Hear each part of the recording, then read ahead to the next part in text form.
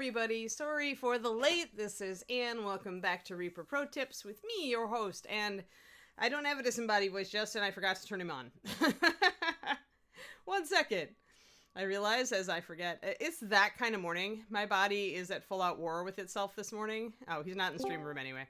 All right, well then, I'm there if he decides to show up. But we do not have a disembodied voice. I believe we have disembodied typing hands. He probably has to do Reaper Expo stuff, so I would guess. Since usually if his disembodied voiceness is not in the chat channel, that means Justin is busy. Too busy for us. Actually, it's because we're sweet and innocent and never make any trouble. Maybe we need an image reboot. You're getting too old for this. Yeah, Dogfather. I don't know. Those of you guys who know me know that I have a bit of chronic disease going on. So this morning, yeah, it's just like, it's all that. Ugh, it might be Crohn's, it might be something else. It's just blah. And I was headed, because of that, I was headed late in the morning already, and then I had to do exercises to make my back limber up, and my back is like, this morning, so it's like, yeah, it's that. It's that. Oh, let's not cause trouble. Yes. Yeah, I know. Thanks for being non-political. I watched too much news yesterday. That was part of it. You know, I try to be informed. Like, I believe everybody should be informed, you know? Yeah, be informed about your world and all that. But there is such a thing, like, they call it doom scrolling, I guess. But there is such a thing as just getting too into what everything else is happening in the world. I'm reading I'm listening to an interesting book right now. 2 interesting books, actually. 2. Yeah, Cornico, it's okay. It's just, stuff. Yeah, but my back is so dicey, Cool Pack. I haven't been, see, that's probably the problem, right? I haven't been able to do as much of my, my normal detox stuff. Like, I haven't been able to do as much painting because my back is really bothering me and stuff like that. So I've had to be careful. And it's paid dividends, like, between the stretches that I've been doing and the ice, ice packs and everything. I mean, my back has improved, like, a lot in the last 3 days. But we had a little bit of a step back last night, and, so I'm just, I'm getting through the day. You know how it is. But yeah, one of the books I'm listening to is about prediction, and it's actually by Nate Silver, who does 538. It's a book that he wrote a while ago. It's an interesting book. It's interesting. The most interesting thing I've gotten from it so far is actually not about prediction at all. It's about information overload and how it acts on our brains. Right? And so I was really feeling information overloaded yesterday. And that, like, I just shut down. I was just like, I'm done, David. I can't cook dinner. Can we please order out? There are days. Oh, noes. I have misplaced. My glasses are in the bedroom. Well, I guess I get to open a shiny new pair of glasses then.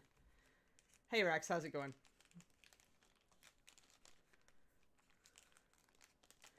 Yeah, we don't go politics here like Dogfather, but yeah, there's stress. There's a lot of stress there. A lot of concern.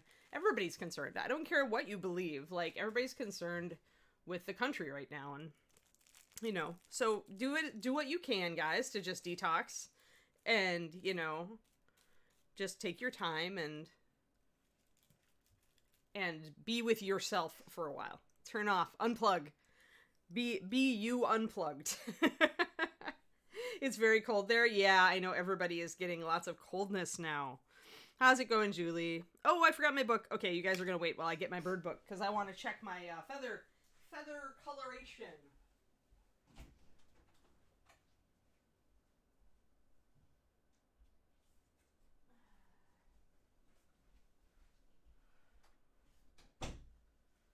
Oh, body, why do you do these things to me? Alrighty. Birdie. Where is my birdie? My birdie is marked with a sticky note. So Birdie. Oh, wait. Let's back out so that people can see Birdie. Birdie. So this is the birdie that we were basing our Sphinx on, which is an African harrier hawk, which is actually a geographically fitting animal to base our birdie on, or our Sphinxy on, rather. Okay, so I'm starting to get the banding on the feathers there, and you guys can see that there, right? So these stay very dark, but then as the feathers fade up, they get banded. And we've got a little darker with our bands than the bird actually is. So now I need to add in these light areas all up on the small feathers, and there's mottled areas, which we did with some blending, so we need to kind of define those a little bit. And we need to get these light areas in, though, I think, here, and get some nice contrast with the darker feathers. So I want to bring up those light areas today. And interestingly, these feathers are a little darker, but still have light edges, very light edges, so we'll do that.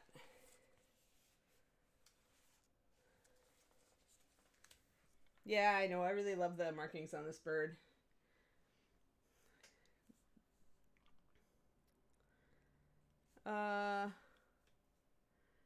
Painting bases in an asteroid or meteor theme.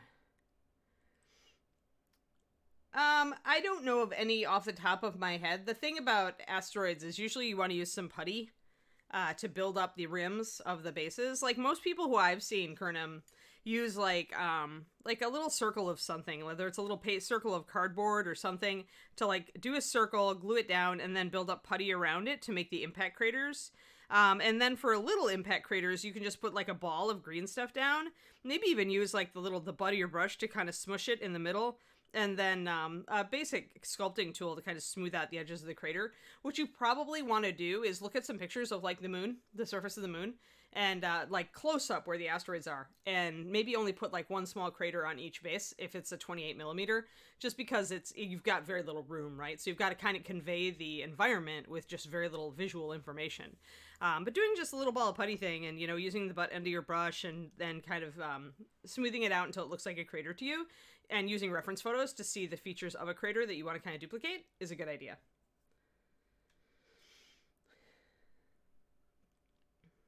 Yeah, no problem. If you really want the craters to be sunk down below the level of the base, then what Coolpack mentioned, I think, cork. Using a thin layer of cork and cutting out your circle first, then building up the rim is a good tactic. There's cork that's like 1/8 inch, that's thin sheets. Like, this might even be a little too thick. But look for the stuff that's for coaster bottoms. This might even be a little bit too thick for a 28 millimeter base. But you get the idea, right?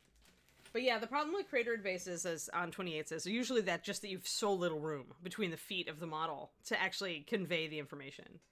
So you may want to just do a general broken earth kind of thing that's kind of grayed out, Kernam, for most of the small models, and then go big for the craters on the big models where you've got those big bases and you can really put some stuff down.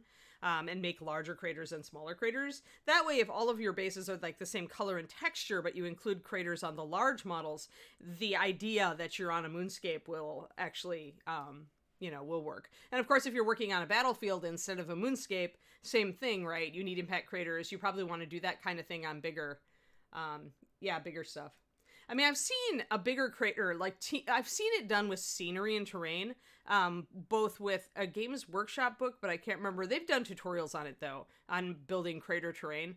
And the other one is, I think, the AK book on scenery. I think they're working at it from a World War I, World War II kind of capacity, but they still have some tips for doing it, so.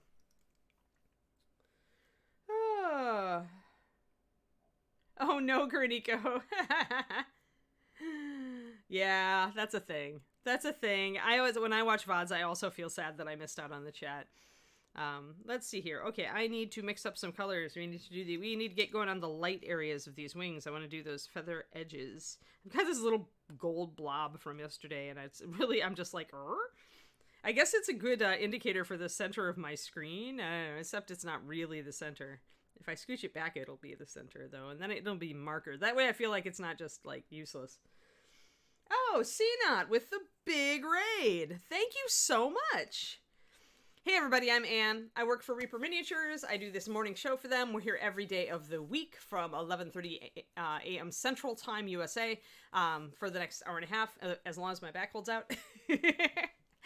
And we're doing Sphinx today. Yeah. So, and actually we have the sculptor of the Sphinx, Julie Guthrie, is actually in the chat with us. So she created this lovely, lovely creature that I am actually getting pretty close to finished with, all things considered. Got some jewelry around the waist still to do. Got some base stuff to bring up. Yes, green users is Bob Rodolfi and Julie Guthrie. They are the sculptor, or Julie is the sculptor of these this monster. So yeah, and if you guys, actually, since you just came in, let me show you our reference photo. So I looked for interesting bird wings, and what I found was the African harrier hawk, which is really cool. It's a really pretty bird. It's got like spots and stripes and bars, and like if you look, it's 2 lighter feathers out here, which is what we're kind of doing right now. So this is what we're using as kind of our sample of what we want the wing to look like. Yay for the traditional book reference. I'd have to hold my phone in front of the screen. But that's why there's these 2 lighter feathers here. I am putting some fantasy into them by putting in some blue accents on the darker flight feathers here to match with her blue accents on her black fur and hair, the mane there. So, yes, we refer to Julie as a sculpting goddess. Yes, exactly. So all this is, as you can see, the scale is 28 millimeters, with the Sphinx herself probably being equivalent to about 10 feet tall. A pretty big figure. Well, let's see. I don't have do I have a Reaper? Yeah, he's in partial painting. But so Zandros here is a 28 millimeter typical Reaper figure. And if he was standing on her base, yeah, she'd probably be about, she's kind of levitating, right? She's got her paws up and she only barely has this paw kind of touching down. So I guess if she was fully down, maybe she'd be about as tall as him. If she was down on her paws. So yeah, so she's just a little bit taller than him probably when she's down on her, actually full on her paws. So about a 7 foot tall Sphinx then, which is still a pretty intimidating Sphinx and could still eat you for breakfast very easily. So yeah, so that's the scale she is. And Julie works still with traditional sculpting mediums, so she's using green epoxy putty for a lot of her stuff, sometimes mixed with things like Fimo. But the green putty is really just a 2-part epoxy that you mix together and then you stick it on an armature and sculpt stuff with it. So a lot like CNOT does with his, I think, are you still on CNOT? Do you use Fimo? I don't remember what clay is CNOT's clay of choice. Yeah, that's true. Although the Sphinx does have a very large face, like it's kind of part of her proportionality, right? Humans actually have very small heads. Cosplay. Thank you, Reaper John. So Julie's using a putty, and what the green and yellow does is very sticky. So it sticks to itself, it sticks to the armature really well, and it's kind of flexible. It is a pain to work with because it's sticky. And it's really, there is definitely a learning curve that is different working with green than there are working with other, like oven baker or air dry clays. So yeah. Good point, CL, yeah, with the size of their faces. Yep. Absolutely. So that's kind of the scale we're working at. And I'm a painter rather than a sculptor, although I do some sculpting, green work, conversion kind of stuff on here from time to time. But I'm not a total pro like CNOT, who just like creates these amazing things. But I am a painter for sure. I am up there on the painting scale. That's where I put all my skill points. So yeah, and as I was starting to mention, it's nice if you're working on a complicated figure like this with a lot of different browns, especially if you I keep a sticky note and I just like tag it to the model, or I put it on the shelf. My models tend to live on a little conga line on my shelf back here. So I just put the sticky right under them, or if I put them away in a box, it goes in the box with them. And this helps me recreate my colors. A lot of people will also keep like just a little journal where they'll have a page for each figure, where they note their colors. Some people will take photos with the figure in the photo. I just find it a little hard to find those on short notice, so I like keeping a little sticky note or index card with the figure. So this will let me recreate my colors very quickly. And I guess I have to grab my usual suspects. This is very much my usual suspects list of earth colors. Alrighty, because I think we're using ye old usual suspects of rich leather, brown liner, russet brown, all of which I put away yesterday and should have just kept out. These guys I keep very few paints on my surface because I really like to not get too like globbed up with things on my desk, or I start feeling like I can't work. But I'm starting to think about making exceptions for rich leather and russet brown, because they're very close to 2 traditional artist colors, actually. Russet brown is very close to burnt umber, for those of you who are used to artist hues. And rich leather is very close to raw sienna. It's a little bit darker, a little bit greener, but it's very close to raw sienna. So those are 2 things that I reach for all the time. And when I need a kind of a creamy off-white for animals, bleached linen is a great color, so we work with that one as well. We do have, I have been using a little bit of polished leather as well, just to make things a little more golden for some of this. And then we've got my brown liner for very dark. And we have been using a little bit of pure black for the very wingtips. You use Fimo on bigger stuff, Julie? That's good to know. That makes sense, right? Because green is so expensive, too, to work with. And you want probably the smoothability. Weeby did the giant tree man with it because that thing was his putty catcher. For, I think, ages. Jason just uses, like, putty catchers as an excuse to, like, create huge, immense objects that normally he couldn't sell to Ron. But then when they're done, they look so great that Ron's like, oh, I have to have that for the next Bones Kickstarter. And Jason's like, hee hee hee hee. I'm pretty sure that's how it works. Now, you don't quote me there, but I'm betting if you pin Jason down on Crow's Nest, that's pretty much how it goes. Alrighty, so let's see here. I want some light. Bleached linen... Plush rich leather. All right. So let's mix this up. So this is going to be getting close to our starting base color, this rich tawny gold that we've got. So we're using 4 drops of rich leather. Boom. And I use a traditional palette rather than a wet palette. So I am using a palette with lots of tiny wells. Tiny wells. It's actually got 28 of them in a ceramic palette. For those of you who wonder why ceramic, it is so easy to clean, even though it is slightly more expensive. I'm going to tilt my camera just a little bit. I'm a little bit off kilter. It is a little bit more expensive than a plastic palette, because you can get a cheapo plastic palette for like $2. But the plastic palette will have paint stick to it in no time, whereas the ceramic palette cleans up perfectly every time. So for me, I like to start kind of with a clean mind, clean work surface, so that works for me. Oh, really? Reaper John's gonna play D&D. No, artists cannot cook. We do not have, I mean, if they had a properly cooked crimson color, I'm pretty sure everybody would buy it just for the name. Maybe art companies need to pay attention. Yeah, Safaroko. I mean, that's why I use the ceramic, is you just put it in the sink with, like, I just, like, put some hot water in it, let it sit for a while I clean up the rest of my painting stuff. Sometimes I'll spritz it with a little Method or 409 or some kind of kitchen cleanser. That'll help the paint. If the paint's really dried on there, it'll help loosen it up. Then just take a green scrubby pad or something and just, comes right up. Like, almost no effort. Like, you don't have to use solvents at all. Yeah, but you know what? When these suckers are, I think they're what, $10? And sometimes they're on sale for $5. And, they're not super expensive. And as long as you don't drop them on concrete floors, they're pretty durable. I've dropped mine on the carpet here. It's just fine. All right, so there we go. There we go.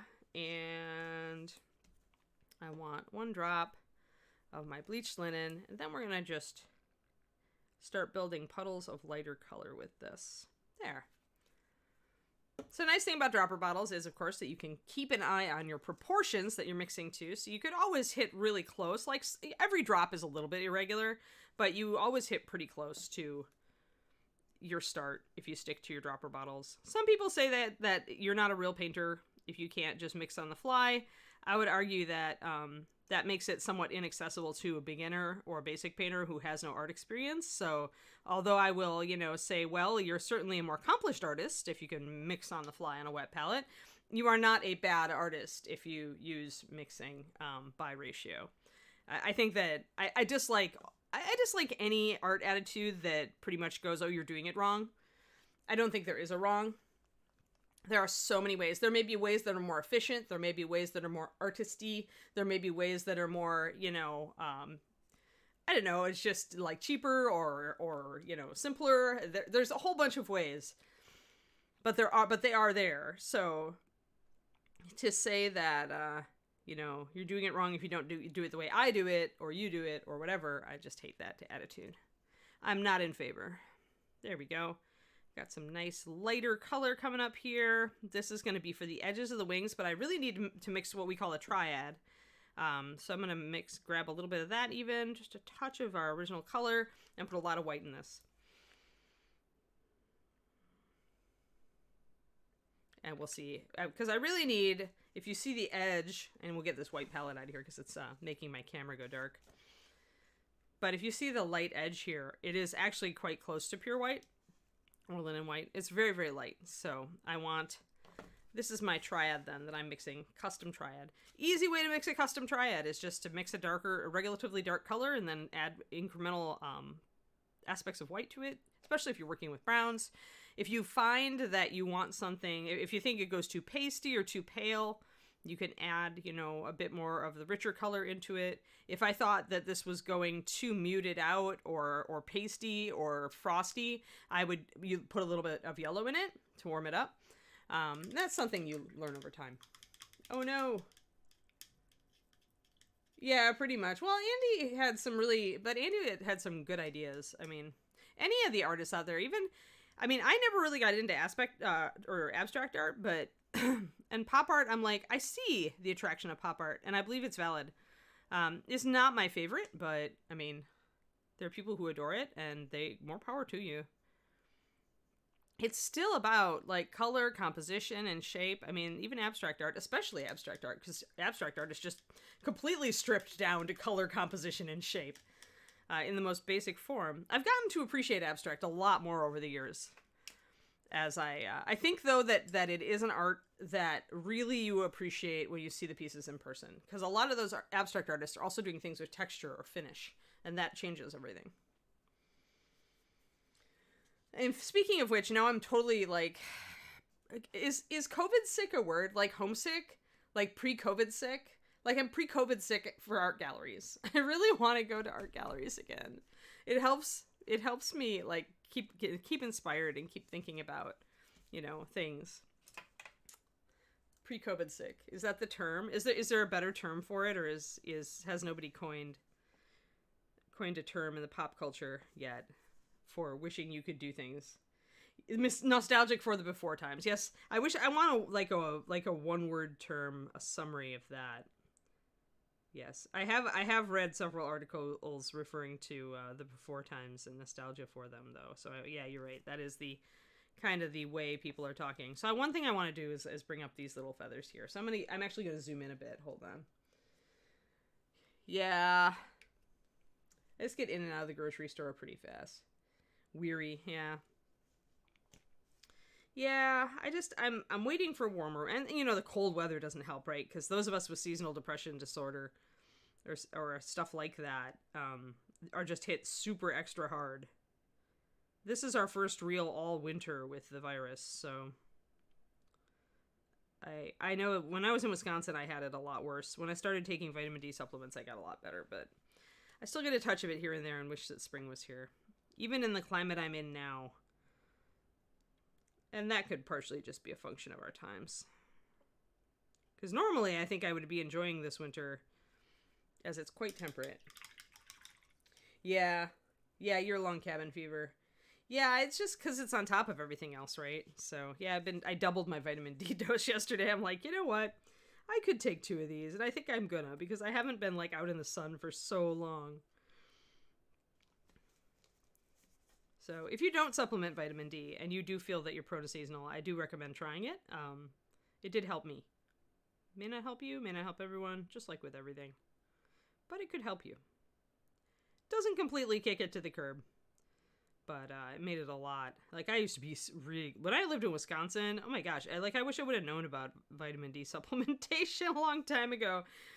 Those Wisconsin winters are pretty brutal, or they can be, and yeah, that would have been nice. So, all right, let's get some focus in here. I was being a bad Ann and not focusing. Trying to paint tiny little feathers. Yeah. I was taking 2 for a very long time, though, with not a big deal. D. Clearman.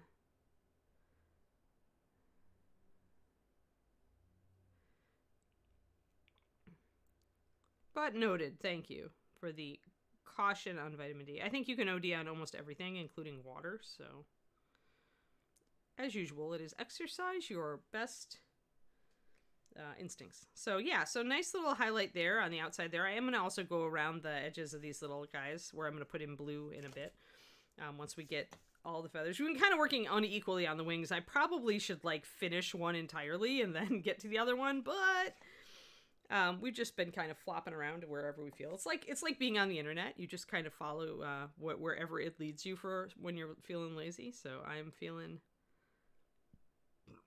like we're going to get to all the parts of these wings eventually, and the order I get to them in is not greatly, important. If you're kind of if you're more of a regimented painter, then you may disagree, and please do. But for me, it's like, it's all about, well, where am I going to be using this color? Let's just hit all those spots.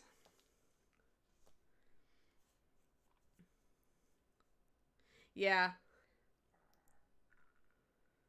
We're paint surfing instead of web surfing. Yes, we are. Yeah, I also self-medicate by exercise, Korniko, every day. Making David feel slightly guilty as he is not an exercising person. I keep trying to convince him that it's very nice to take a walk every day. I've gotten him to go with me a few times. Maybe over time I'll be able to convince him. Especially, he hasn't been getting like his standing desk stuff and all that, so he's definitely been hit hard physically by the having to work at home without having a real ergonomic desk. He's done what he can, but standing desks are just so nice. And we don't really have room for one here, and he doesn't want his only desk to be a standing desk. And he likes his current desk too. Yeah, I do my walk usually after the stream. Either after the stream or after lunch I do my walk. We have 2 parks right by us, so I like to walk in them. Sometimes I walk around the greater neighborhood.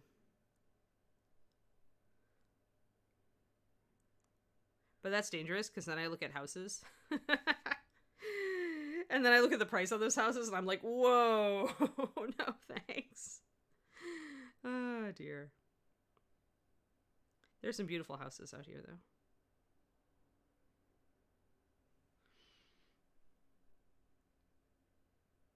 So, I'm just kind of trying to hit the various quills, but if you don't do it exactly, you're okay. Yeah, sadly, Kiri was she was already too old and too tired to really go for walks when we moved out here. Trouble. So I see a lot of people around here walking their dogs in the parks, though. And one of them has a big off-leash area just in the middle of it. It doesn't really have... It's walled, but it has big open gates, so I don't know if... I'd have to really trust my dog to go off-leash it over there, but it is a huge open park. So that's kind of nice. You can see all the dogs running around all happy and chasing balls. Yay! Alright, so now let's get, like, more feathers done the way we were doing these. And I gotta remember, we also have light edges on all of this as well. So we'll get in there. I kind of want to look at my bars here on my wings. I still like the bars on these wings a little bit better than the one on this wing, but they're decently close, so I think mucking with them at this point might be kind of counterproductive, although I could certainly do a little bit more. But we'll just try doing the wing edges over here, the feather edges. So the edges of the feathers on some birds do look lighter because of a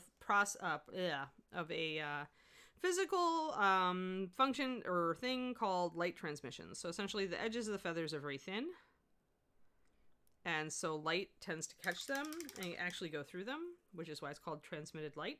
You can sometimes see this on pictures of birds that have their wing down, where you can see the interior of it and the light is kind of behind them.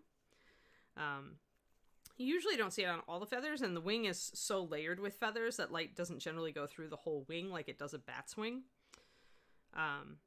But the edges of feathers will still catch and reflect light, which is why some of these darker ones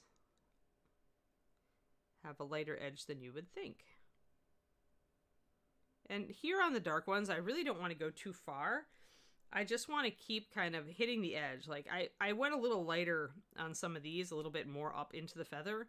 But here we just really want to catch kind of that edge. And I'm betting we want the edge more further down than we do the edge up. Let me look at my reference photo. As always work with a reference photo. Nope. Goes up the sides. See how that lighter color just hits those feathers and lights them up. Even with the ones out here, I'm seeing the light around the edges, but I'm also seeing some light coming up the sides. So, and that's probably the sun catching the wing. But, so we have to kind of extrapolate a little bit.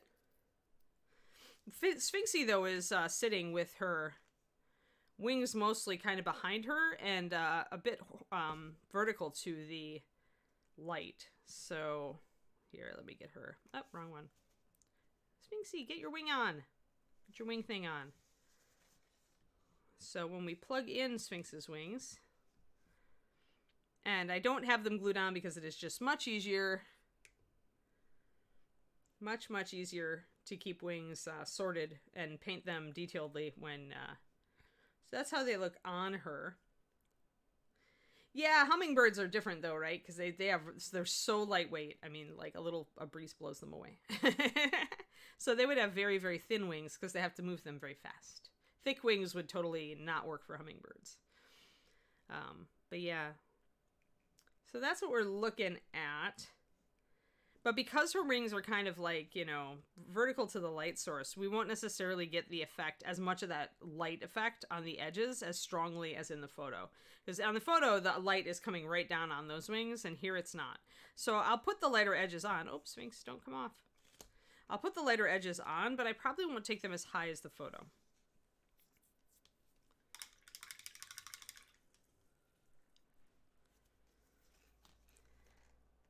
Yeah, generally, big, thick mass impinges on speed.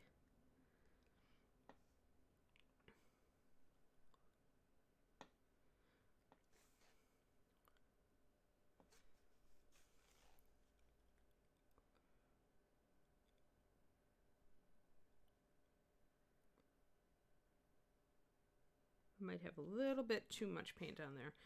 If you feel like you're getting a lot, like you're kind of the paint is wanting to flow off your brush in dabs or pools and not like thin strokes, you've got too much paint on your brush. Back up.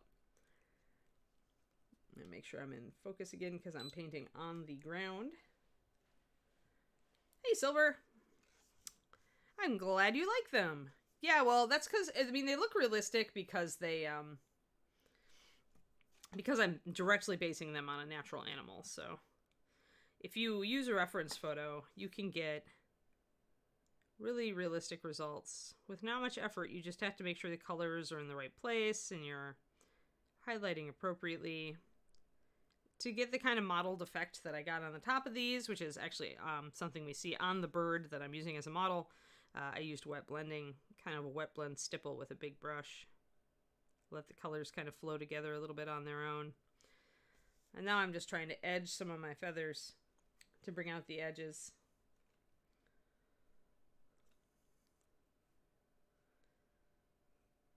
And this is, I had done an earlier segment.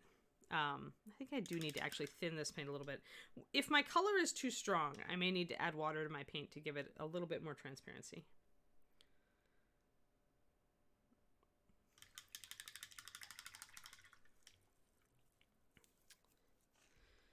But there we go. But yeah, an earlier time we did Spirit Beast, and on Spirit Beast wings, I showed kind of the quick and dirty way to do wings, which is like to start light and use a lot of washes and glazes.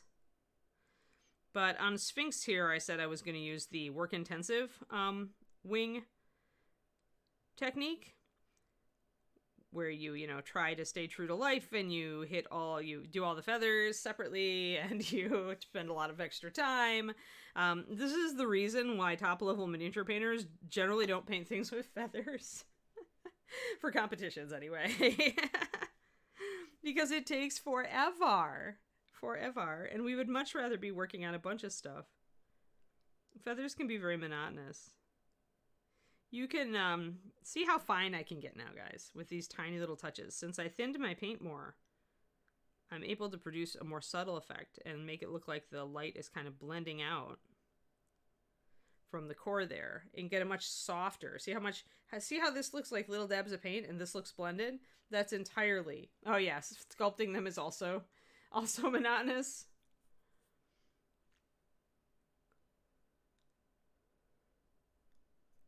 Well, as far as what I use, I mean, a good brush and I use a well palette, Barbarian. So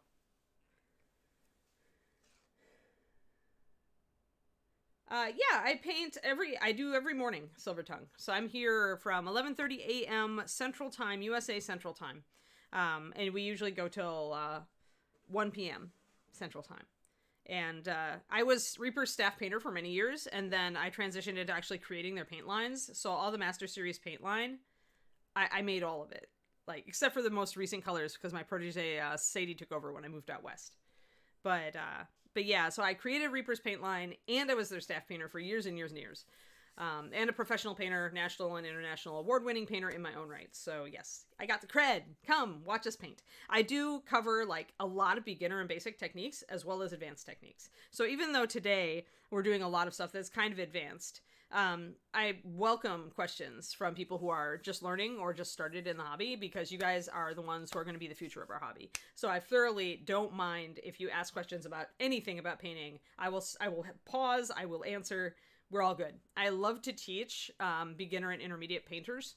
So I'm not one of those people who like only teaches high end. Aw, thanks for the sub. Thank you, Silver. It's nice to meet you. Welcome to the stream. Yes, and we talk about paint science too, because I know why this stuff works. I know what's in the paint. I know a bit. I know just enough paint chemistry to make myself dangerous, and to produce a decent paint line, obviously. So I know why Master Series is different than other paint lines, and I know what it excels at, and I know what other paint lines, likewise are more or less constructed of. I can make a very good guess based on their properties. So it's an interesting perspective. It's a different perspective on the hobby that I have. Yes. Good, War Shadow. Good, yeah. Excellent. The paint line is probably the thing I'm proudest of creating in my life, because it can have such a positive influence on so many painters. And I'm kind of that mindset, and the more people you touch positively in your life, the better. So here we go. Just getting these little edges. And the key here when you're doing feathers is, even if you're not hitting every quill exactly the way it's sculpted, always be painting in the same direction. It'll cover any flaws or any problems you have. Like, if any mistakes you make are kind of covered, as long as your brush stroke is in the correct. Yes, it's a glorious day for science. Exactly. But yeah, and we have a Reaper Discord here. I do my own thing too. If you like my style and you like my teaching style, I have a Patreon, which is my main source of income these days since I moved. It's patreon.com/paintingbig. It's my coaster. I have my coaster. Painting Big. That's me. That's what I do. So, yeah, and that's more focused tutorials. So the Twitch streams I do for Reaper are awesome, because it's, it's like all over the place, and anybody can ask questions about anything, and it's cool. If you want more focused lessons about specific subjects, then the Patreon is more where I do that. Also, I do like PDFs about the paint line, about different colors and how to use them, stuff like that. So yeah, that's what I do. And if you just came over here, Anna's a good teacher who knows stuff and is also easy to distract. This is very, very true, especially in the morning, where I don't have my full focus yet. I think my focus peaks like in the afternoon. But yes, I am very distractible. I'm a distractible Anne. So just a little bit. Like, this is not much of a highlight, but it's just enough to bring out the details. You don't always need to be heavy-handed. And the other thing is that you guys will notice I'm using my very razor-tipped brush of doom. Here, let me get my base so you can see my razor-tipped brush of doom. Razor-tipped brush of doom. So if you're using a brush with this thin of a tip, you need to be using thin paint with it. So think thin tip, thin paint. Thin brush, thin paint. If you are using thicker paint, you want to actually use a fatter brush, even if it still has a decent tip on it. But the real magic when you're trying to do really fine stuff is learning to thin your paint and using a brush that plays to that and allows you to get precise. See, I went outside the lines there, but I'm not going to worry about it. I'm hitting most of the quills good, but if I get a little bit outside, nobody's really going to notice. In all of these feathers, if I am like not strictly following the quills, nobody's going to call me out on it. So don't sweat it. Just make sure your brush stroke is in the right direction. That's the big thing. If your brush stroke is in the right direction for the surface you're trying to paint, then you pretty much have a pass. And this is true with animals of fur, with fur pattern as well, is when you're painting something, you want to figure out the fur direction and paint in the direction of the fur. So if the fur is going, obviously it's kind of going like this, because this fur is going out like this. From the front of an animal's leg, the fur usually goes backwards. So keep your brush stroke that way. And then if you do leave brush strokes and it's not as blended as you wanted it to be, at least your brush strokes are going in the right direction of the fur, and it's going to end up suggesting just that the animal is a little more furry. It's going to suggest a longer pelt, which is not a deal breaker. So be conscious of the direction of your brush stroke. That's not a thing that a lot of people necessarily talk about, but get in the habit of kind of thinking about surfaces when you're applying your paint. Think about the direction that the sculptor was like sculpting these little quills in, and think about the, just kind of the flow of the piece. And if you're working on an animal, there's definitely like edges and ways and the flow of the surface. So razor tip brush of doom. Rex, we're gonna put, I have to get online and order some monsters because people asked for more monsters. So I'm gonna order the Fungal Queen. I'm gonna look at a Minotaur, or a couple Minotaurs I'm looking at. I'm looking for kind of medium-sized monster models like this and Rock Troll that can be done fairly easily and, not take forever. I did also talk about like putting one of Maldrakar's heads in here and doing kind of a sculpt job on it and then doing a painting job, just doing the head. Both so that I can work on my Maldrakar and so that we can work on a dragon head and just talk about dragons in general. Yeah, this is indeed the Raphael 8408 shiny new one, I believe. Size 1. Is Patreon down? I haven't looked. I have not looked to see if my Patreon is up. But yeah, patreon.com/paintingbig. Either way, come on over and take a look. I have some free stuff up, just some fun stuff up too. Like the random color scheme generator and things like that. But I also, actually Silver and who else? Barbarian. You guys were newer to the hobby. So if you're thinking about getting into Reaper Master Series Paint, one thing you could do is go and watch a free video on Reaper's YouTube. It's the class that I did this year for ReaperCon, and it's called Thinning Msp Paint. And so what it does is it talks about how much you thin your paint for all of the main techniques you're using as a miniature painter. So like washes and glazes and layering and base coating, all of that. And I tackle it in blue so I can illustrate some stuff. But it's well worth going to watch that video. So again, it's Thinning Msp Paint, and you should be able to search it if you go to Reaper's YouTube, Reaper Miniatures YouTube. And it's, like I said, a free class that I did for ReaperCon last year.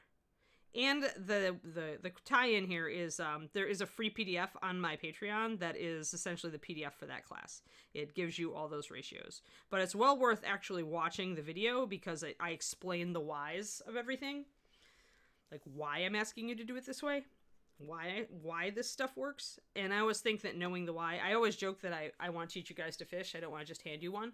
So do not let me hand you a fish. Please, please engage. Learn to fish yourself.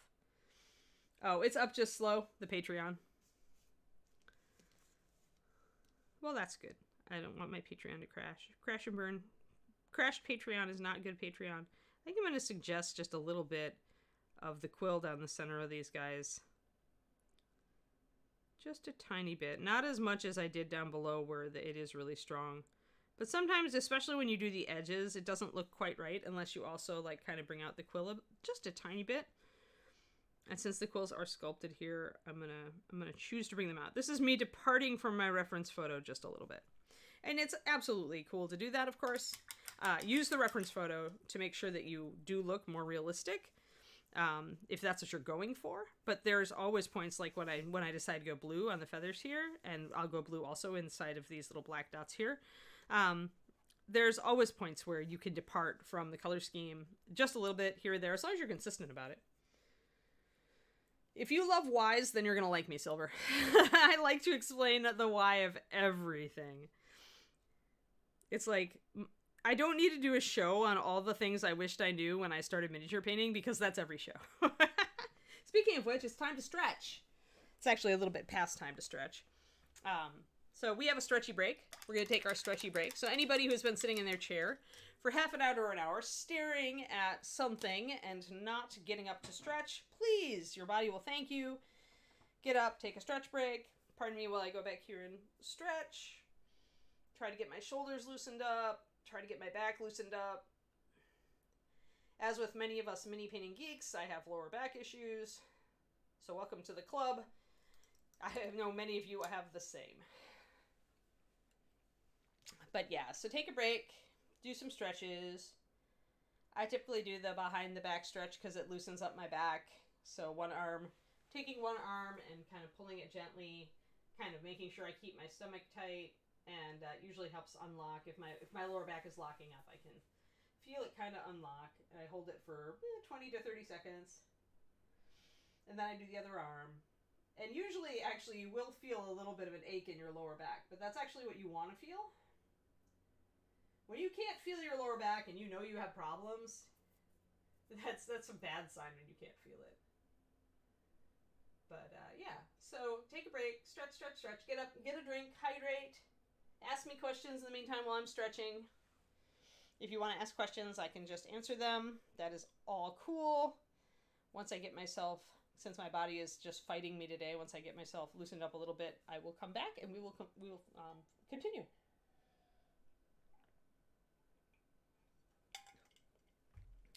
I'm going to go and do my yoga cat-cows, or cow-cats, as I like to say them. Probably they call them cat-cows because they want you to slow down. I'm terrible at slowing down. But yes, so do whatever exercises you need. Take care of yourselves.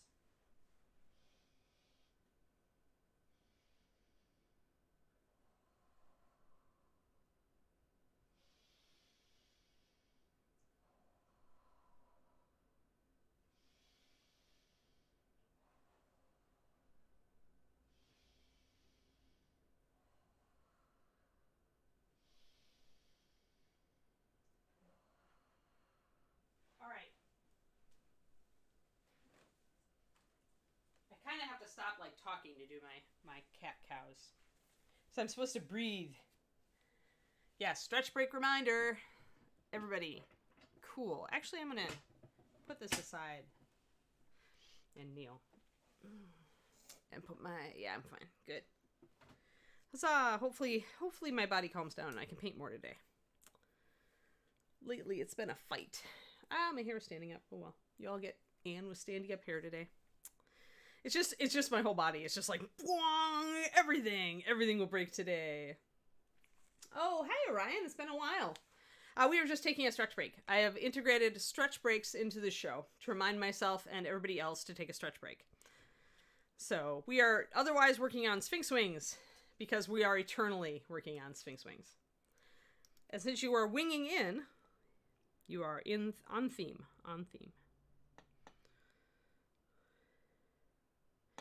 But yes, so one of the key things I talk about in that class that I mentioned, free class on Reaper Miniatures Twitch, thinning Msp Paint. So this is very thin paint right now. Like you can see there's a lot of water in it. If I kind of pull it across the palette, you can see how see-through it is. When you get paint this thin, what's key is don't put your brush in it like too much. Yeah, standing up here, anding, yeah. And so when you load your brush here, just do like a little bit. You see that? It's like about maybe a quarter to a third up my brush. It's about a quarter up, but it's going to wick a third up because it's so, you can see it on the brush there. And then I'm going to actually take most of it off because I want to be able to draw a controlled line. And I can't draw a controlled line if puddles are coming off my brush. A lot of people don't talk about this. A lot of painters don't talk about it. They do it, but they're not aware of it, and they haven't really analyzed it. But this is a big thing. If you are starting to paint and starting to thin your paint, A lot of people find it really hard to get control of thin paint, and the reason is you're just dipping too much of your brush in there. You have way too much paint on it. So don't dip very much of your brush in, and then unload it.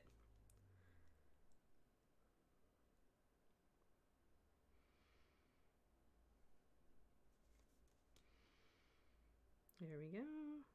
And thinner paint also lets me create more of a blended look. As I mentioned, it's not less like just little dots going around the wing, and more like a blended effect. Especially as I get into these lighter feathers, it's going to be less contrast with the base color, and so it's going to look more blended. Even if I'm doing exactly the same thing that I was doing above for these slightly darker feathers, the lighter paint's going to show up against the darker feathers more than it is against these lighter feathers. But if I feel like I need a little bit more, I can go over the surface again. Or I can just do it toward like the edge. Do a shorter stroke.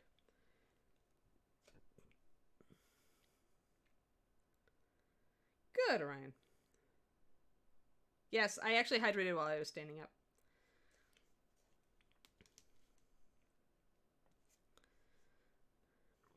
Yes, yes. All right.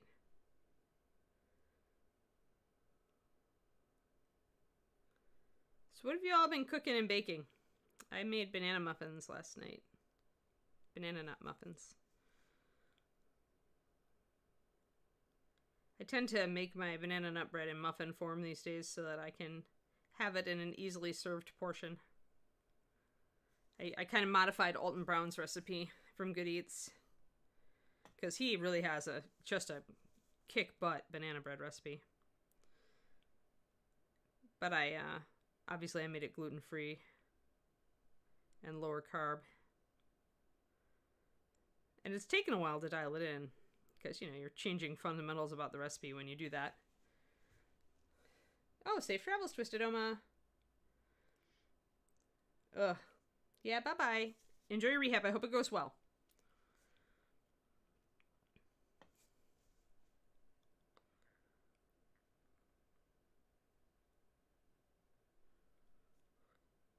Alrighty. So I'm gonna try to get through all this wing.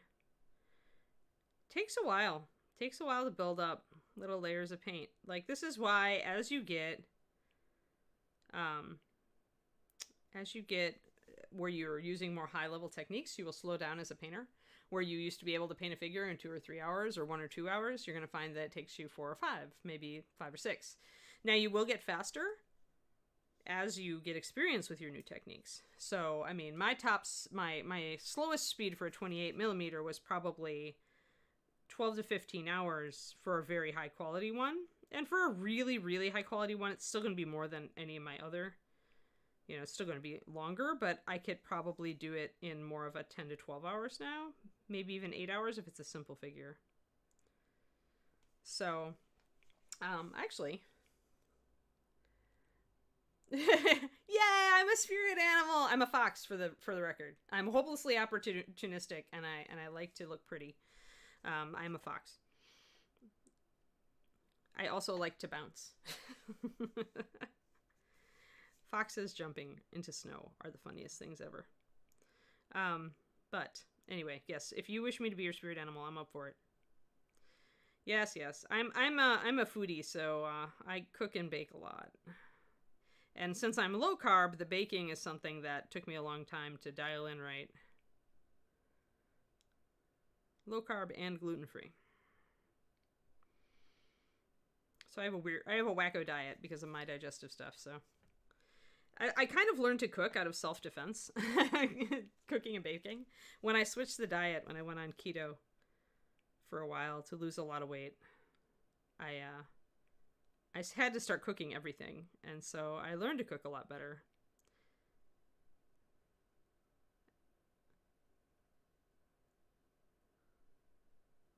All right, there we go. Spirit animal, yes. Who doesn't like Alton Brown? Come on, Alton is awesome. That man really brought the science into food. Now everybody does food science, but Alton was really the first one to really deconstruct stuff, I think.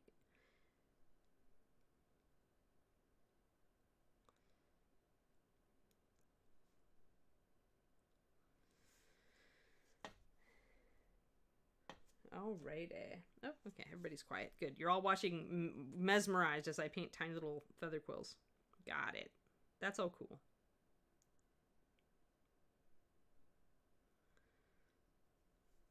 I just want the tips of my feathers to go a little lighter.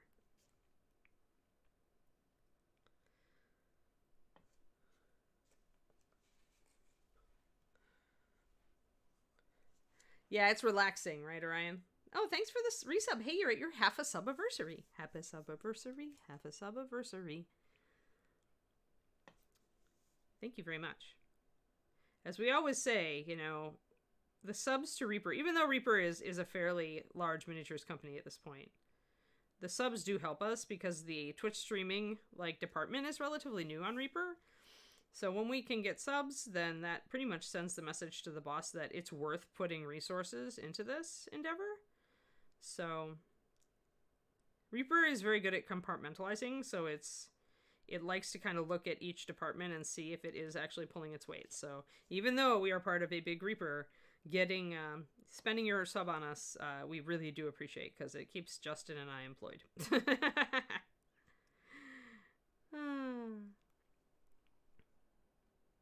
Alright, a little bit down the quill here, just a little bit. And likewise, if I'm kind of fudgy and I don't quite hit the quill perfectly, I'm not gonna be too bad. Oh, hello, Chinner. How's it going? Oh, did we just get a raid? Yes, CG mini painting. Hello, everybody. Wow, it's a big raid day today. It's a good thing I'm working on awesome feathers. Yeah, these are looking good now. See how adding just that little bit of detail. So this is why I've been doing this before and after. So we've been working on lightening the edges of these feathers today. And the wing looked cool before, but the wing is looking even cooler now. So, oh, thanks, CG. I appreciate it. Sorry, let me sit back on my heels here. I'm trying to stretch out my back today. It's been one of those days. So remember to stretch, Raiders. Always remember to kind of relax and stretch and move. Don't just lock yourself into the painting position for 2 hours, right? It's not good. And remember to hydrate. Yes, Chinner. Here. I actually put them on her earlier. We can put them on her again.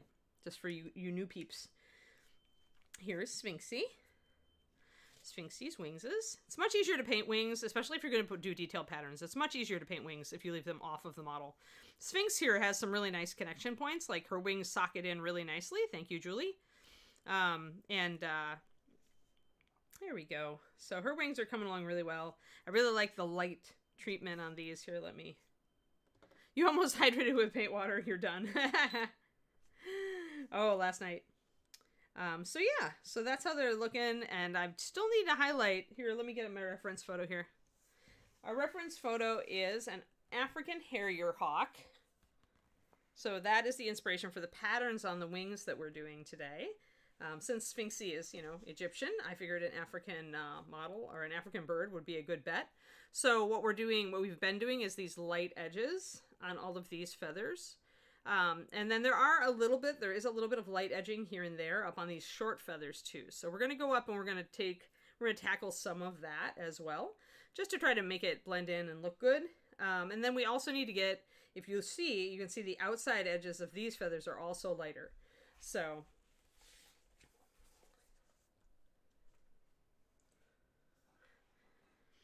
that is what we are doing right now. And I'm kind of I've gone back and forth between the wings, but I'm trying to get this one to a point where I can do a bit, kind of a before and after.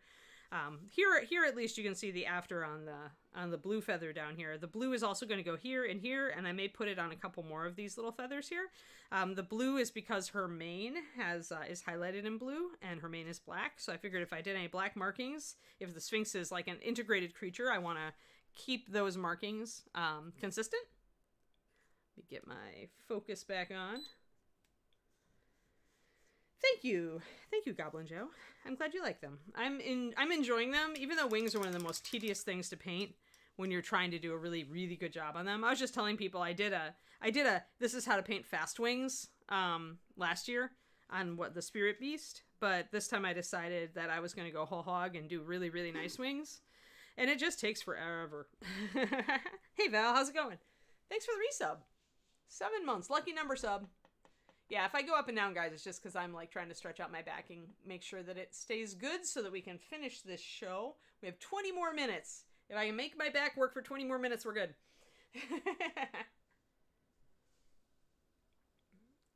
Oh, good, Orion, good. Yes, it is a patience thing. I mean, that's when you maybe want to do the faster wings. Here, let me get Spirit Beast. It'll give me an opportunity to stand up. And I'll show you my faster wings. Come here, Spirit Beast. Spirit Beast is also a Julie sculpt. We have the sculptors of Sphinx and Spirit Beast in the chat today, Julie Guthrie. So Spirit Beast is here. Back out, Spirit Beast. So Spirit Beast is, I am slowly kind of working on her here and there when I get inspired. But you can see the one wing. This is kind of, again, the stream thing where I get the work in progress, where we started out with a very, very pale green. And then all of the work and detail work here is done with glazes. So it's thinning your paint down, even thinner in some cases than a wash. And you're kind of painting it on to accent shadows. And you're leaving a lot of the pale green. That's where you leave it really thin for highlights. So, and Spirit Beast, for those who like this model, is Bones Black 44030 Spirit Beast by Julie. Spirit Beast is adorable. I really do like Spirit Beast.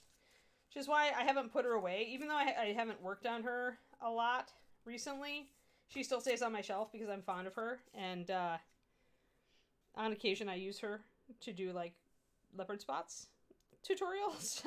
I also, as you can see, this is green stuff, so sculpting buddy. So I actually did sculpt the water here. And the little frothy bits on the top of the water are Woodland Scenics water effects. Oh, I hope Spirit Beast comes back. But anyway, Goblins, so this is a very fast way to do wings. To use thin paint, start light, just get your darker colors and just kind of paint them on. And then you just kind of detail the edges. You shade a little bit more in between the wing layers. And you end up with quite serviceable wings, all things considered. They look, I think the most precise thing I did here is I edged all of the darker ones in black. But otherwise, it's a very fast wing technique.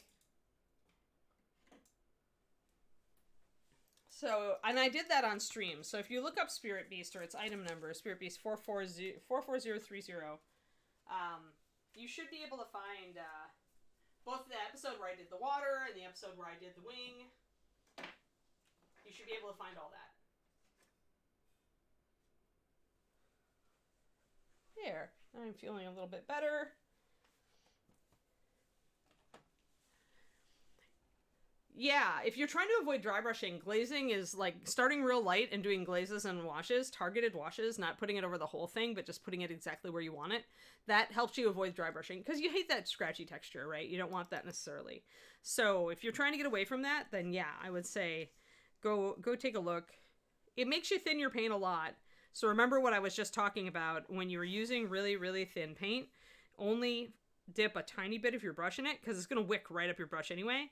And then unload a lot of it. Like, I'll use like easily 8 to 10, like, dabs like that to get paint off my brush so that I can do precise work. Because when you're thinning your paint this much, it gets out of control very fast. So you want to get very little of it on your brush to do precision.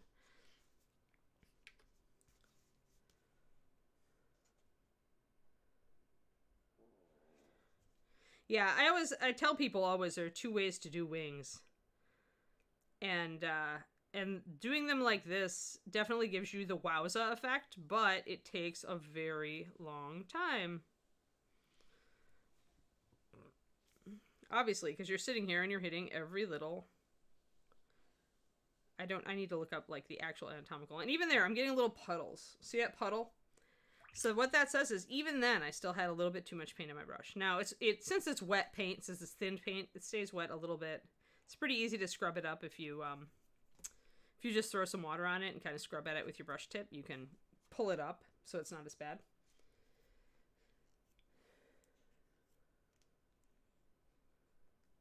I'm just using water, but I'm also using Master Series. Master Series, I find works best with water. It does depend on Yeah, it really depends on the paint line you're using and the color you're using. So for that, for a Spirit Beast, I was always glazing with darker colors, so you don't get chalkiness when you do that. As far as glazing with like light or white colors, if you build your highlight colors with pure white, I don't have problems with chalkiness with pure white because it's got a very high pigment load. Usually chalkiness means that the paint is just getting stretched too thin. The pigment load is too thin for what you're trying to do. And that's what usually causes it with the light colors, because white is a very heavy pigment. And so if you don't have enough of it in there, you can get that chalky effect very easily when you overthin. And glazing is always overthinning for most paint. That's why glazing medium exists. The only reason I don't use the glazing medium goblin is that I find it kind of causes a skin. Like it alters the characteristics of the paint. And so for me, that throws me off because I'm so used to just using water. And when I'm glazing, I'm often spot glazing. I'm glazing a very, very small surface, so I don't find that medium is necessarily necessary. You can tell that I'm tired. Yeah, and it will vary by the paint line. So it really depends on pigmentation and formulation. It depends on the base.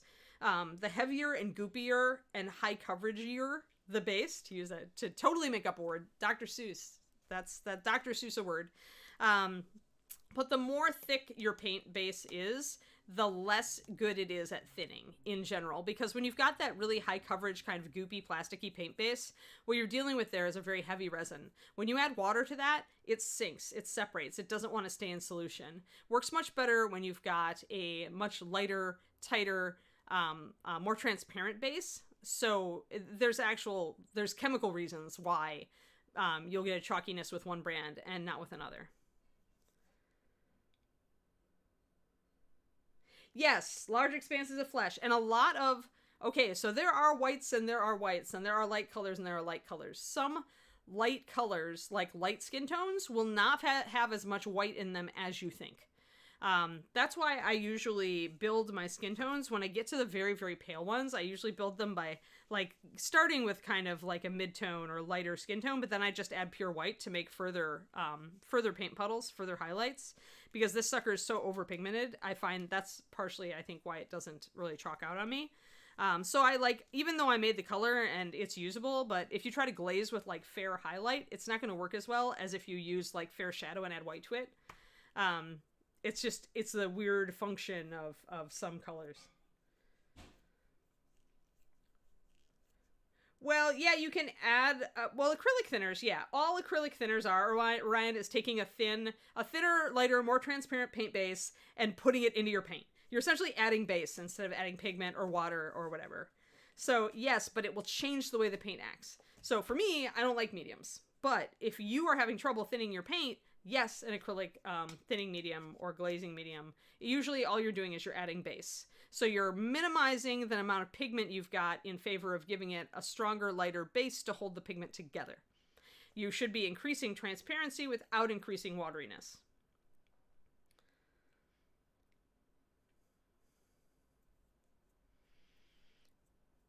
Master Robbie, I cannot read, I'm sorry. I cannot read I'm not sure if it is Korean, Chinese. I'm not sure. I do not know Asian languages. I am very sorry. Dark elf skin tone. I used to use the dusky skin triad, Dragon Pink, but now we've got the dark elf skin triad. You can make, yeah, sorry. The only other language I speak is a little bit of French. Tiny, infinitesimally small bit of French. My apologies. We are good. But yeah, so for dark elf skin, we do make a dark elf skin triad, Dragon Pink. That's a very purple gray, so it's more it's not as natural, right?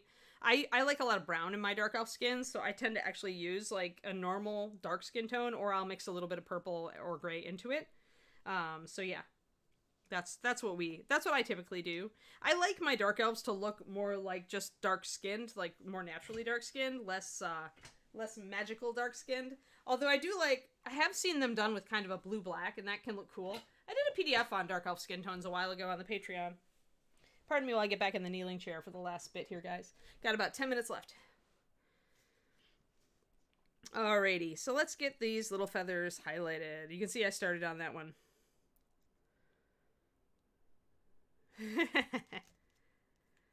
Thank you. I am totally following my dreams right now, Master Robbie.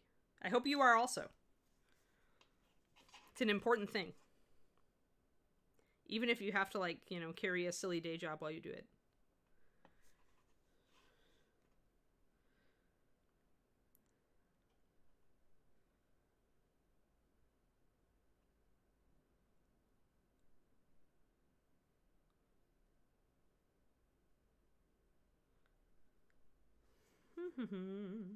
Good deal.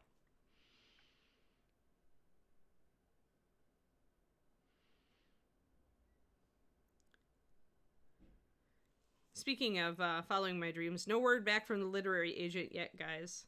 Which is actually good news. I always take that as good news. When they don't just send you a rejection, it's always good news. It means you might still get a rejection down the road, but... when I hit the 3 or 4 month point, I'll probably just send her a polite follow-up. Just to make sure they got the stuff they asked for when I sent it. Or I'll look it up. It's probably better to look up, you know, query okay after X number of months is usually what they say.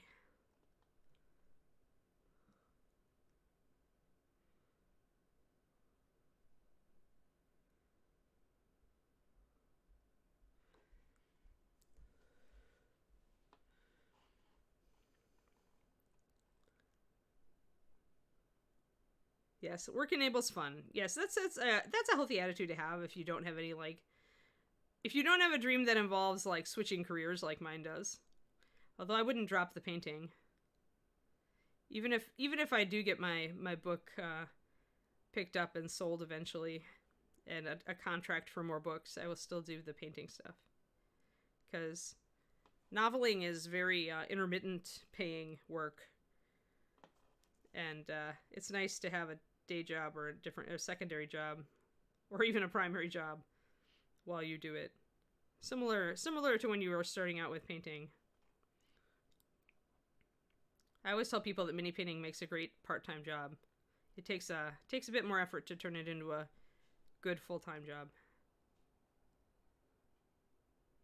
Look at these little end bits. So what I'm doing is I'm starting with a longer stroke, and then as I get toward the edge and I'm repeating the stroke, I'm making it shorter. That's what makes a nicer blended appearance to these feathers. Bye!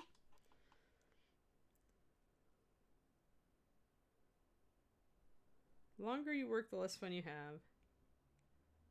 Yeah, Kihasu, my boyfriend David, is kind of in your boat. He used to program and he loved it, and now he's a team lead, and so he's doing a lot more organizing other people doing programming, and so he's really happy when he gets to do programming.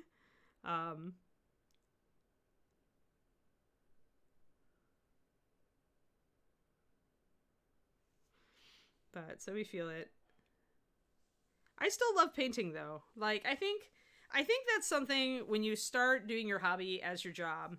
And I've tried it a couple times over the course of my life. And the first time I tried it, I failed utterly.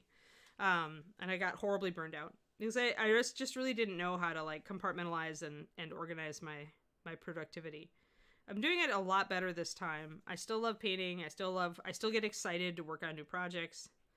All that sort of thing. But it's, you know, some people, it is for some people, and other people just really don't like it. And it's no shame if you know, if it doesn't work for you to turn your hobby into a job.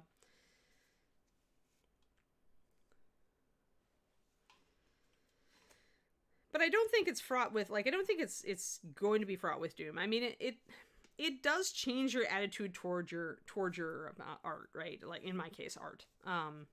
When you're doing it, just not just for fun, right? It does, it changes your relationship to it in some ways. But for me, I'm so driven to teach. You know, I'm driven to create pretty painted things too. You know, I still enjoy creating pretty painted things, but I really like the teaching aspect. So for me, it's rewarding in a different way.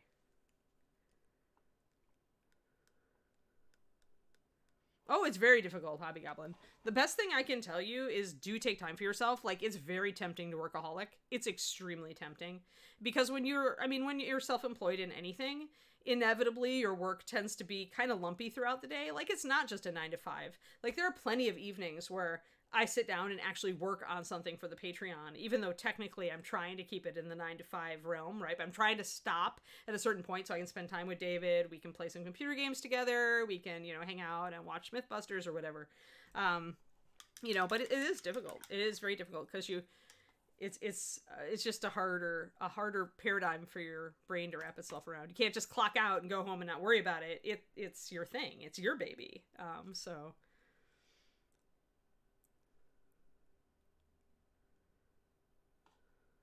Yeah, Ryan, you have to be careful. That's right. It is. And it is. You have to be conscious of it, right? You kind of have to, like, be mindful of your mindset and, like, how you feel about. Try not to get too negative about the work aspects, I think, is key, too. And try not to feel overwhelmed. Like, that's my biggest enemy. That's my biggest burnout thing, is feeling overwhelmed. So I'm very careful of the amount of commission work I permit myself to take. Because I know I'm slow at it, and I know that it very easily can overwhelm me. So my key for going a freelance painter was Patreon, really. Like, being able to really joyfully embrace the teaching aspect, and, still do other things, like still do commissions, still do Twitch, and still work for Reaper a bit, but still to be able to kind of... not take some of the stuff that makes me feel the most pressured. Yes, I am self-employed. Exactly. Your boss is a total demanding jerk. Yep. Yes, exactly. Because you know what? We're harder on ourselves than anybody else ever is. So when you become self-employed, if you are already that type of person, yeah, your boss becomes a total jerk. But I do have to remind myself, like, I've been trying to be very good on the weekends for not working on Patreon stuff. Like, trying to keep my weekends open because I need to detox, right? Otherwise you will burn out. You got to give yourself a day off to just do whatever, to enjoy stuff. I haven't gotten quite to the point where of course now with things being the way they are, we haven't been really able to take vacations. But it's going to be hard for me to take a vacation and just put aside everything. Morning, Balrog. Yeah.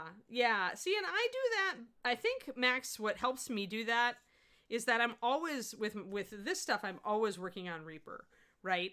But when I work on my own stuff, it's not Reaper. Like, I work on big busts like this, right? And so it's such a different genre that it helps separate them in my head. So I tend to work always on big models if I'm not painting for Reaper. So that really does help me separate it. And then the nice thing is also that I can use some of the models I'm just painting for pleasure as Patreon examples. So that, like, double purposes them. So I can still enjoy doing my hobby. And then as kind of an extra thing, I can use these pictures and make this into a Patreon thing. And so it lets me still enjoy my part of the hobby and not feel guilty about doing just my own stuff for me.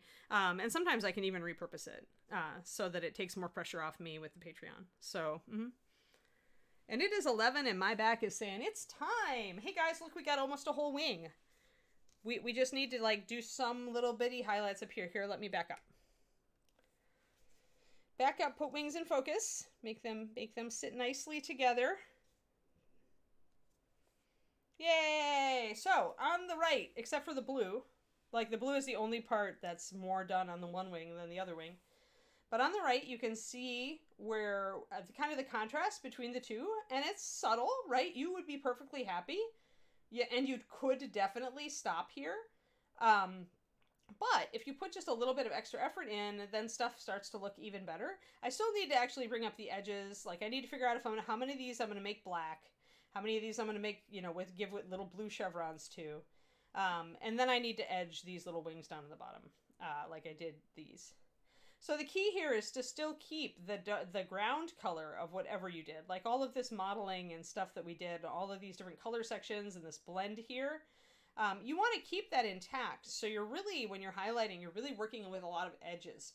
And those are the parts that would flare out and catch the light anyway, so that all works, right? So that's kind of the difference between the two wings right now. Every way spoon to the mountain. Yep. Exactly. And that's so important, right? Like, and I see it. I have to pep talk myself sometimes about that. About like, hey, Anne, look at how much progress you make on all those models with Reaper because you're painting on them regularly. Even though now I'm only working on like one model every week or even like every 6 days, but I can still see the progress, right? Because I'm working on them regularly. Yes, exactly. Well, that's what I hope I do for you guys, Orion, is that I hope that I help to inspire you and to give you energy back when you are, maybe feeling a little bit burned. But, I mean, the best thing, if you're burned out, the best thing is to switch genres or switch scales, in my experience. So, like, for me, if I was painting fantasy, I would go and paint something science fiction, or vice versa, right? Or something modern, or something Western. When I was painting lots of small stuff, I would go and paint busts or monsters or something large, right? Something bigger on 75 millimeter or something. So if you're feeling burned out, try that thing, switch genre, switch scale, because it'll knock you out of this little hole where you're always painting the same scale of model in the same kind of ways. And it maybe can get you a little bit out of the burnout. I don't know. Oh, good. Map the compound. Minis and terrain can work it that way also. David does between high-level work, and then he goes and paints gaming figures if he feels like he's getting too burned out on high-level work. So he'll paint something from Zombicide, or he'll paint one of our board game figures. But yeah. I don't know, Pendrake. Like, I'm really kind of screwed up, so I'm like, afternoon stream's dicey. I'll at least get on and talk to you guys for a bit, and see how it is. I just want to give my back a chance to rest and kind of figure out, like, if I can get it reset. Anyway, Justin, if you're listening, find us a raid. Summon raid! I was just a little bit short of an hour and a half since we started 10 minutes late, but hey, it is what it is. We got wing. Now we just need this little bit up here. We just need a few feathers here and there up here. Hey, no problem. It was nice to meet you, Hobby Goblin. Yeah, I just like to spread the love. Yeah, health up. I know. Well, there were 2 or 3 days there where I got like exponentially better with my back, and then I just did something yesterday that kind of threw us back. Oh, Sky Daddy. So anyway, yes, it was nice to meet all you new people. I hope you had fun. I do this every weekday morning, Monday through Friday for Reaper. Have a great day, everybody. It was great meeting all you new people, and have a good one.